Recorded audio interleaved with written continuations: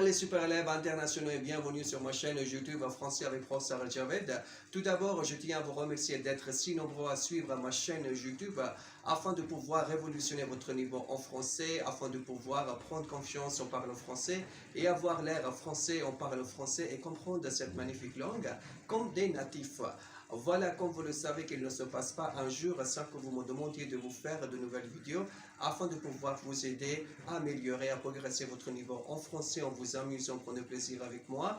Et voilà, du coup, j'ai donc décidé aujourd'hui de vous faire une nouvelle vidéo afin de vous faire découvrir les expressions indispensables à savoir utiliser afin de pouvoir exprimer de la cause en français de manière automatique. C'est-à-dire, vous allez commencer à parler de manière automatique, les mots sortiront de votre bouche sans y réfléchir et ni stress. D'accord?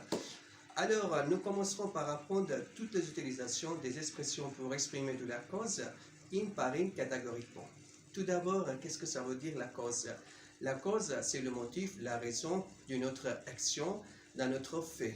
En effet, elle provoque, entraîne toujours d'autres événements. Alors, nous allons bel et bien à découvrir de nouvelles expressions. Nous allons prendre quelques exemples afin de cerner mieux la signification. D'accord? Tout d'abord, je dis comme ça, j'ai perdu beaucoup de clients à cause d'une défaillance technique, c'est-à-dire à cause de la mauvaise qualité, j'ai perdu beaucoup de clients. En anglais, on peut dire because of, d'accord?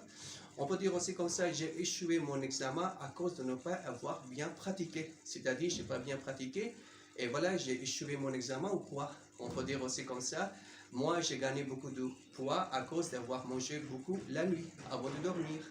On peut dire aussi comme ça, voilà, moi j'ai bel et bien réussi mon examen grâce au conseil du professeur Javed, grâce au cours de français avec professeur Javed.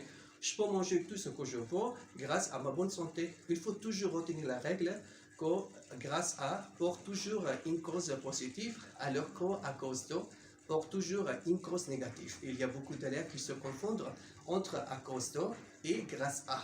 Donc il faut bien vous rappeler que nous avons besoin d'utiliser toujours à cause de avec une cause négative et grâce à toujours avec une cause positive.